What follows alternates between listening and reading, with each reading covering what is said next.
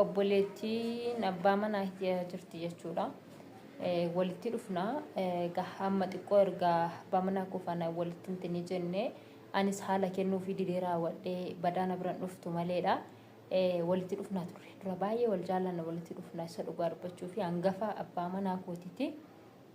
Dhiyoo kana na argitee maallaan jetti ati duudhaa durii deebistee naan jetti jechuudha.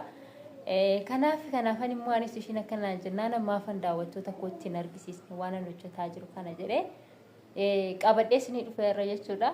Maaliin qabadhee itti dhufe isinitti fakkaata laata? Maaliin isinii qabadhee isinitti fakkaata? Tureen jira garuu ergan jalqabee waan kana jechuudha. Kanaan hojjetaa jira jechuudha. Yoo yaa shamarra fuunee akkam jirtanii kabajamtootaa fi hordoftoota koo nagaa kooti ani galata rabbii har'a guyyaa beellamaan qaban ture mana yaalaati jechuudha. Garuu dhugaa dubbachuudhaaf jechuudha gaafa mana yaalaa deemu carraa qaba isa dhugaa dubbachuu fi odoo namoonni na dura jiran taa'anuun ani dafee naqa qaba jechuudha carraan kan kooyi. Innaa har'a ganama bahee deemee akkan deemeen warafaa na dura jiru nama baay'ee turan garuu tokko farratti waamamee jechuudha. Innaa maal isinitti argisiisuufan isinitti fakkaate amma har'a achi deemee achi dhufee uffata koo yoo ofirraan qayyarree akkanumatti deemee dhufe jechuudha. Tuuttaafadhee hin qorraa warra Itoophiyaa keessa jirtaniin beektu gaa Itoophiyaan gama akka qorritu so ganna waan ta'eef amma hin qorra jechuudha. Haa ta'u malee hojii wayin qabadhee jira. Obboleettiin abbaa manaa jirti jechuudha. Walitti dhufna hamma xiqqoo ergaa abbaa manaa kufana walitti hin jenne anis haala kennuu fi dideeraa wadhee badaana biraan dhuftu maleedha. Walitti dhufna ture dura baay'ee wal jaallanna walitti dhufna isa dhugaa dubbachuu fi hangafa abbaa manaa kootiti. Dhiyoo kana na argitee maallaan jetti ati duudhaa durii deebistee naan jetti jechuudha. Kanaafan immoo anis ishiin akkanaan jennaan ammaafan daawwattoota kootti hin argisiisne waan ani hojjetaa jiru kana jedhee qabadhee isinii dhufeerra jechuudha. Maaliin qabadhee itti dhufe isinitti fakkaata laata? Maaliin isinii qabadhee isinitti fakkaata? Tureen jira garuu ergan jalqabee waan kana jechuudha. Kanaan hojjetaa jira jechuudha. Kanaan hojjetaa jira jechuudha. Na guddiseen jira. Gundoo jedhama miti akka aadaa keenyatti kun. Akka gara biyya keenyatti gundoo jedhama akka gara biraatti hin beeku akkasittiin jechuudha kan hodhamu na kana fakkaata jechuudha. Dukana laayitii gara laayitiin teenye akkasitti innaa dubartiin garaatti baattu jette duratti dubartiin garaatti baattu guddateera yoo madduma tafee dubartiin garaatti baattu hodhaa hodhitiin naan jette jechuudha. Ani kaasa dhugaa dubbachuu fi daanteelli illee niidhaa. Nin beeka jechuudha hojii harkaan hojjetamu kana diizaayinii too garaagaraa kana nin beeka sirriitti nin hojjedha. Garuu gara sooshaal miidiyaa kanatti fideen beeku takkaayi malee daanteelii gosa barbaadameen daanteelii niidhaa garuu daanteelii gurguraaf osoo hin taane manatti kana fayyadamu jechuudha. Tara hiriyoota koo barbaadan isinii dha'uu danda'a. Hiriyoota koo isinii dha'uu danda'a. Naa migiris kana fakkaata kun asitti laafifadheetiin hin jira kan ittiin hodhu.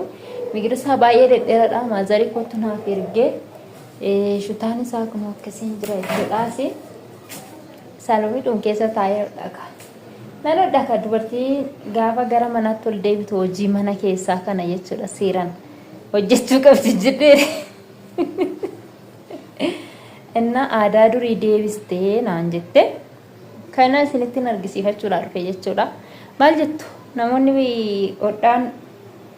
hodhaa beektan jirtu hodhaa madaabaraadhaanis kan hodhamu jira garuu immoo kana nin qabaani masoobillee nin qabaa kan biddeena keessa godhamu jechuudha. Akkasuma immoo masoobii madaabaraallee kan daabboon jira. So garuu immoo gindoon qabuun ture. Gindoon hambita jedhee gaafa suuqiirra mana meeshaatti gurguran gaafa hin dhaqu birri meeqa wanaan jedhan bareeda. Birri 1,000 jechuudha. Gindoon tuni jechuun 1,000 hojjetamti naan jedhan jechuudha. So sababa sanarraan kan ka'een migira haadha kootiin naaf ergedheeni sutaa isheen hin qabdu sutaa bitee taanaan migira isheen naaf ergite hodhuu jalqabee jechuudha. Maarree hojimaan hodhina. Jalqabarraa kaasnee walitti argisiisuu qabnaa turre garuu jalqabarraa kaasee isinitti argisiisu dhiisii kootiif dhiifama. Gin kanayyuu jechuudha ishiin akkana naan jennaanan jechuudha kanaan isinitti argisiisuudhaaf jedhee dhugaadhuma dubartiin durii yookiin immoo gaafa garaatti baattu dubartiin garaatti baattu duratti hodhaa hodhitii naan jettee beektu. Innaa hin dhageenye waan kanaan garuu kana dura isheen akkas naan jennaanan dhugumaa laa ta'ee namni beeku jira kanan jedhu sin gaafachuufani. Akkasisiniin jedhaa namoonni haaraan akka carraa gara chaanala kanaa hodhuftanii subscribe gochuudhaan maatii keenya taa'aadha. Akkasuma immoo warri maatii koo taatanii jirtan like share gochuun jabeessaa. Viidiyoo kamiyyuu naan lakkisee like share naaf godhaan isiniin jedhaa. Homaa isiniin gaafatu viidiyoo like share goofanaa gootanii nama baay'ee bira naaf qaqqabaa. Isiniin jedhaa gara manaatti ol deebineetii jirra waan ta'eef akkasuma immoo maalirraa akkan ga'eetii jiru waan hundasaa isinan beeksisaa.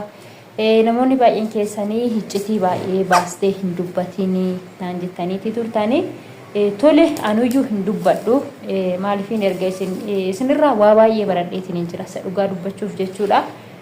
Waan gootu hundumaa baastee hin dubbatinii waan ta'e hundumaa hin dubbatinii komentiin keessanii anaa fi dawaadha dhugaa isa dhugaa dubbachuuf jechuudha. Ana baay'ee tokko irratti tola jechuudha. Komentii keessan gaafa ni ilaalu waa baay'een irraa baradha waa baay'een irraa hubadha. So komentii naaf ka viidiyoo duraan jalattis ta'ee viidiyoo kana jalattis ta'ee komentii naaf kaadha. Komentii keessan laalee komentii keessan irraa waa baay'een hubadha waa baay'een argadha waan hin beekne irraa baradha. Ammoo osoo isinii wantoota baay'ee hin dubbatinaan jechuu baattanii waan godhu hundumaa silaa achumarratti isin irratti argisiisaan ture. Sintin himaan ture namoota baay'eedhaafis barnoota ta'a jedhee yaadatiin hin ture garuu immoo isinii namoonni tokkoon keessan gara keessatiin illee dhuftanii baateen dubbatii waan gootu kamiyyuu waan gara jireenya keetiitiin wal qabatee waan sirreessitu tokko gara miidiyaatti baasteen dubbatini erga sinnaan jettanii wanti hundinuu naaf galee bayeetiin dubbannee nan dhiise jechuudha. Haa ta'u malee immoo dubbiin ammas waan dhaabbate miti. Dheengaddas isinii himeetiin ture akka faazariin koollee dhufanii raawwatanii dhimmuma sanaatiif jedhanii as turaniyyuudha. Egaa hani waananne egaa isin dubbatinaan jettanii jirtu wantoota tokko waanan amma tokko wanti ni godhadheefu omaa natti fakkaataan jiru jechuudha. Akka duraanii akkas yaaddee baay'ee kan dhiphisu suni hin jiru jechuudha galata waaqayyoo. Kanaafiyyuu ammuma viidiyoo koo argitan komentii keessan naa kaa'uun dagatinaa yaada qabdannaa qooduun dagatinaa. Akkasuma immoo viidiyoo sadeen gaddaati irratti yaada naa kennitanii jirtu waa'ee ijoolleeti irratti jechuudha. Namoonni tokko keessanii atuu xiqqoodha iyyuu ijoolleen kun keetumaa naan jettanii dhugaa rabbiiti ijoolleen kanuma kooti. Egaa fakkaachuu dhiisuun danda'a malee ijoolleen kanuma kooti jechuudha obbolaa koo miti. Namoonni baay'ee warri beektanii numa jirtanii warri hin beekne garuu isinitti fakkaachuu danda'a maleedha. Kanuma kooti jechuudha ijoolleen.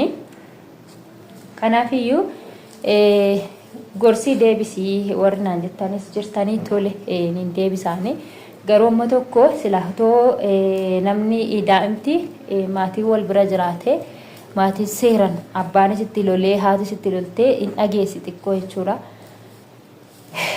Nan dadhabe innaa kanaafiyyuu jechuudha amma hin danda'in wanti dubbadha amma dadhabameen immoo yaa isaanis gara lachuttuu garaa murataan jiranii gara abbaasiif filatu gara koosiif filatu jechuudha ijoolleen.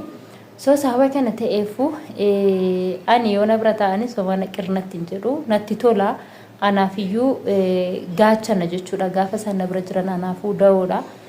Qophaa kan koo waa ofiin godhu anis kanaafiyyuu natti tola jechuudha.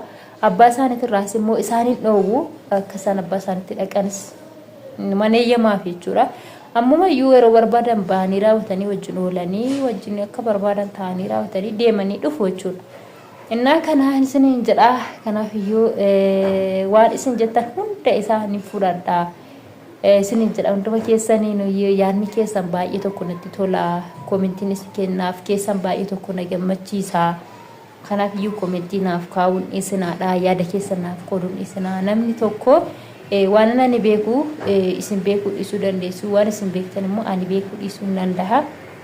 So kanaafiyyuu yaada keessan komitii keessatti naaf qoodu isina jajjabeessaan isiniin jedha waan tokko waan biraawwatin isinirraa barbaadu tokko illee hin jiru garuu jajjabinuma bakka jajjabinuma akkasinaaf kennitanii fi yaada qabdan osoo akkana gootee akkana osoo ta'e gaariidha akkas osoo gootee gaariidha waan akkana osoo ta'e gaariidha jira miti namni yaada namaaf yeroo qoodu yaanni namni namaaf qoodu sun waa baay'eedhaaf nama fayyada jechuudha soo akkasii isiniin jedha haraka jidduudhumaan oduu isinitti odeessuu jalqabee malee kan isinitti argisiisu waan dhufee dura wal hojjetaa akkan jiru innaa baay'ee tokko odoon hin beekin torbee tokko keessatti hin dhaganaan jechuudha isa dhugaa dubbachuudhaaf innaa gaafa waan tokko nan hojjedha jettee kaatu wanti hundinuyyuu si jala dhaabbatu si jalaa fiiga isa dhugaa dubbachuudhaaf jechuudha soo kanaafiyyuu namni harka ofiitiin waa beeku tokko naman hawwu